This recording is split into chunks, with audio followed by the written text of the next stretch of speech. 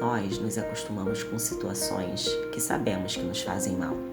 Relações, projetos, carreiras e pessoas que cruzam a linha do respeito e a gente aceita. Nós nos acostumamos, inclusive, com as armadilhas que nós mesmos colocamos no nosso próprio caminho. A autossabotagem, a procrastinação, os medos e as inseguranças que nos paralisam. A ansiedade nos mantém paralisados, sem mudar aquilo que precisa ser mudado. A falta de foco, porque nós não priorizamos o que precisa ser priorizado. O nosso cérebro vive sobrecarregado. O esquecimento constante vai devorando a nossa vida e a gente se acostuma. E aí, muitas vezes, quando a gente se dá conta, lá se foi um pedaço enorme da nossa vida. Quando isso acontece, não tem mais volta.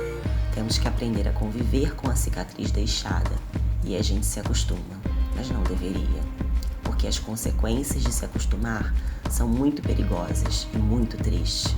E a grande pergunta que fica para nós é: por que nós nos acostumamos com as coisas que nos fazem mal, que nos deixam infelizes ou que nos impedem de conquistar a felicidade que tanto desejamos? Nós, seres humanos, sofremos mais na imaginação do que na realidade. As dores e as dificuldades são reais, claro que são, mas o sofrimento é uma escolha. Quando a sua dor é real, escolher o sofrimento significa viver escravo dessa dor. E muitas vezes nós sofremos por coisas que existem apenas dentro da nossa mente. Isso é uma questão de foco. Quem dá foco à dor, ao problema, à angústia, está escolhendo viver sofrendo. E aí eu te faço outra pergunta. Onde está seu foco quando você alimenta a dor e as dificuldades? O seu foco tem que estar em controlar aquilo que está em seu alcance. Para enfrentar os seus obstáculos, para combater o que te machuca, para conquistar uma resistência.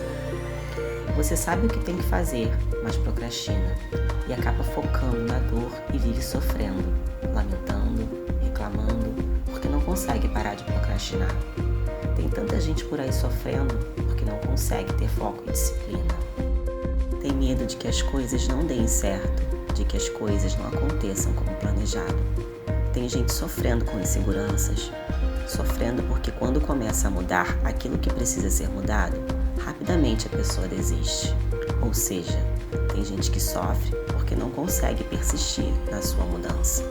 Tem gente que sofre porque começa várias coisas, mas não consegue terminar. E esses são apenas alguns exemplos daquilo que chamamos de autossabotagem. A cada dia que você faz essas coisas, cada dia desses te machuca. Mas você escolhe focar na dor.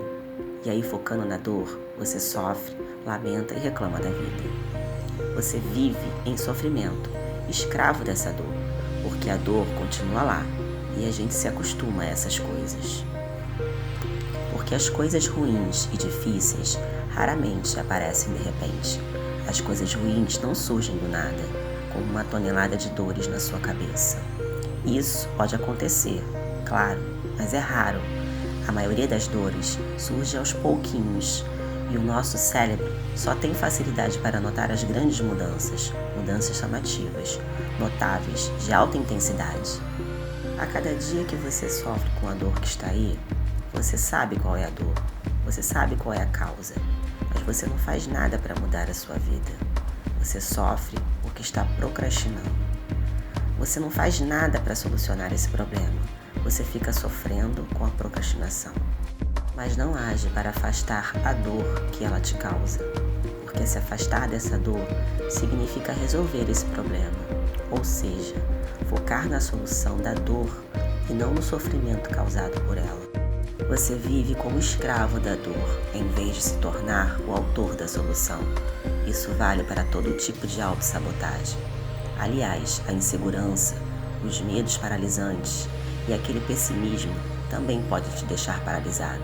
A timidez, a negatividade, o pessimismo, a falta de autocontrole, a incapacidade de terminar aquilo que você começa e a falta de constância nas mudanças que você quer para a sua vida. Tudo isso é sim uma questão de foco e autoconhecimento. Deveria ser ensinado aos jovens nas escolas a aprender como nós podemos entender a nós mesmos e como nós funcionamos e como as outras pessoas funcionam. E aí cabe a nós, na medida do que está ao nosso alcance, buscar esse autoconhecimento por nossa própria conta e risco. Só que aí entra um agravante dos dias de hoje, que deixa tudo isso mais complicado, porque nós vivemos em uma era onde tem muita informação por aí e é muito difícil achar conhecimento sólido de verdade. Vão te oferecer fórmulas mágicas para você compreender a você mesmo e transformar a sua vida. E essas fórmulas mágicas são gostosas de ouvir, elas são fáceis, mas elas não funcionam. E aí as pessoas saem por aí repetindo falácias e mentiras sobre o comportamento humano. E assim, muita gente fica paralisada, sofrendo porque não luta para vencer suas dores. Mas tem muita gente que tenta e se esforça, que luta para mudar, mas não consegue. E aí, de tanto lutar e não conseguir, as pessoas às vezes caem no desespero. Elas começam a falar coisas como: eu já tentei, não dá certo, eu não tenho jeito mesmo, não vale a pena mais tentar.